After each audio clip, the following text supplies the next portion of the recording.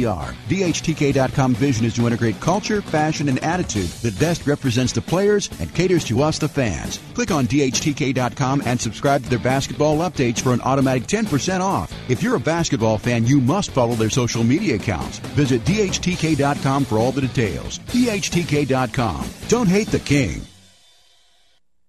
Are you looking for a fun experience on the water with your family? Bring them to the Orlando Water Sports Complex, located off Highway 528 near OIA. The Orlando Water Sports Complex provides an experience you won't soon forget, featuring cable wakeboarding, as well as the Super Air Nautique G23, the world's best wakeboarding and wake surfing boat for guests to enjoy. For more info, visit actionparks.com. That's AKTIONPARKS.com. And tell them Full Court Press sent you.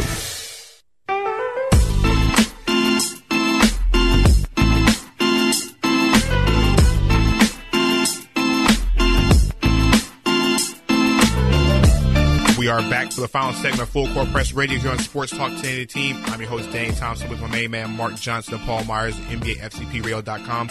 To check in with us for the last time for the night, 407-482-3776. We were going to break talking about the Los Angeles Lakers, and me and Paul actually came up with an interesting prospect in concept. Paul said draft Ben Simmons. If you're picking number one, you draft Ben Simmons. You do. Now, Marc, you're the prospect guy. How dangerous of a starting five is this?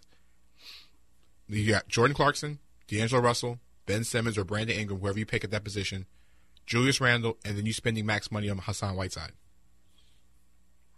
Yeah, that could be very dangerous. That could be very dangerous. You know, me, if I have the number one pick, I'm going Ben Simmons. I can understand.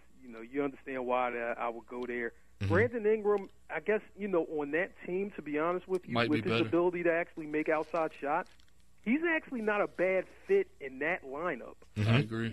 So I would say, I wouldn't consider this for every team, but for the Lakers, I'm still going Simmons. But guess what? It wouldn't be as easy just to be like, oh, Ben Simmons, we're not even going to think about anything else.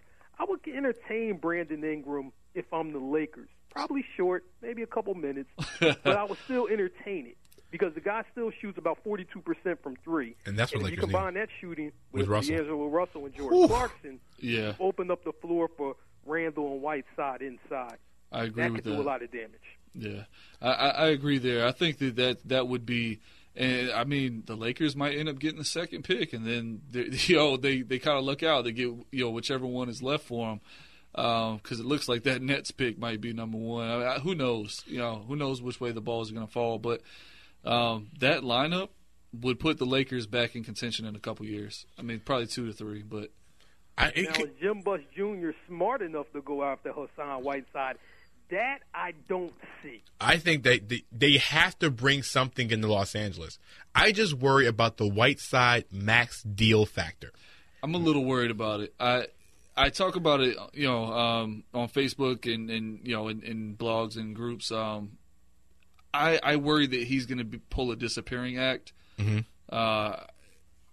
He's a guy that hasn't had that big money contract, and so while he's playing out of his mind right now, playing really good basketball, I worry that he gets that money and see you later. It's the motivation goes right gone. I worry about that with him. And he disappeared before as a rookie back in Sacramento. He did. Yeah. And then he disappeared to Lebanon, I think it was. You got to be able to remember that. I understand guys grow up, but you have to remember that. You shouldn't have disappeared before with his size and his talent, and he always had the talent. Yeah. So why did you disappear before, especially as a 7-footer? I would worry. I definitely would worry. It's interesting, and word just got out that Eric Gordon's now actually out for the rest of the season for the Pelicans. That's probably best. The broken, dislocated finger has now sidelined him for the rest of the season. So the Pelicans, of course, another one bites the dust once again for the Pelicans. But it gives more time for Norris Cole, we mentioned earlier, who's been playing probably the best basketball of his career. And Heat fans are looking like we just gave him away for a second-round pick. Yeah. Norris Cole just needed to find a home. But we talked about the Lakers and what they're looking at the future because, the draft is a big part of the future. And the Brooklyn pick, they're not the worst team in the league right now. Brooklyn has actually played better without Joe Johnson than they have been. They lost the other night, but they've won. They're 4-6 in their last 10. They're 18-45. The worst team in the league we all know is Philadelphia. Right. We talked about them earlier with Sean Marks and Trajan Langdon and with basically nothing down the road. Now, Paul, you guys mentioned the fact of if you're at that point, you start losing. If you're the Brooklyn Nets, do you start winning? Just so that pick that goes to Boston isn't in the top 3, and then you can sit here and say, we did not give up not just one top 6 pick, we gave up 2 in dumb trades. Do you just start winning in general? Well, this is the thing. If I don't have a pick, I'm trying hard anyway. I mean, I don't want to give you a good pick. So Brooklyn has no reason to lose right now. They have no reason. They don't have a pick. It doesn't matter. So for me, Brooklyn should have been trying to win all year. I mean, maybe they have been. They're just not talented. So, outside of their front court, I'll tell you, man, if I'm Brooklyn, I'm trying to win every game. I want it to be up near 10, but it'll never get there. But, no, I don't want Boston to have a top 5 pick on me. On your dime? Yeah. I mean. That could end up being the number 1 pick. I mean, it could. Boston's a team that already works really hard, and they get the most out of their talents. Do you really want to give a team like that Ben Simmons? I mean, that's almost unfair. Like, this is the reward, So. What's going to be more unfair, Ben Simmons of Boston, or having to hear Bill Simmons talk about the Boston Celtics? Bill Simmons talk about Ben Simmons? Yeah. Simmons on Simmons. That sounds like a show, a podcast coming from our good friend Bill Simmons over at HBO. Guys, we got a couple minutes before we get out of here. One last quick thought and one last last little thing we're going to rabble about before we go. Right now, the NBA, we talk about the Warriors, and they're blowing teams away right now in San Antonio, and we talk about the Clippers. But Oklahoma City, Kevin Durant, Russell Westbrook, I've said it all year, they're going to do it. Is it time for Westbrook? Do you believe Russell Westbrook and Kevin Durant can get this done? Right now the defense hasn't been there. It seems like they look lost. I think, to me, they're sandbagging. I think they're pulling the Spurs and sandbagging. I don't think they're sandbagging. That doesn't seem to be. It's definitely not in Russell Westbrook. He's not that guy. If anything, I mean, he'll go out there and try and win it himself. He's just that type of person. So no, I don't think they're sandbagging. However, the addition, Randy Foye was a good addition. Enes Kanter, I don't think they've used enough against Golden State. I think he could be a better, he could be used better against Golden State. And I think they can beat them. I really do. The games they played against Golden State have been close. Mm-hmm. So if you beat Golden State out west, San Antonio's very formidable. But if you can get Golden State out there, then you can beat any team in the West. Mark? I'm gonna say like this. I love what Golden State's doing and everything like that, but I just don't understand why teams who have inside front court players try not to punish this team, every possession. I wouldn't even care how many threes that they got out to, because, Golden State, they can get out to a hot start. But I'm just like, if you have like 2 or 3 guys who can really punish the rim, or guys who really can attack the basket, why don't you just do it all game and just put the pressure on the refs to be like, listen, we're going to foul this team out. Now, are you going to call it, or you're not going to call it? Because every play, we're attacking the rim. And it just seems like teams don't do that. They get so distraught because Golden State might rip about like 6-7 threes in a row, and all of a sudden we got to play fast and we got to shoot threes, but I forgot, we can't shoot.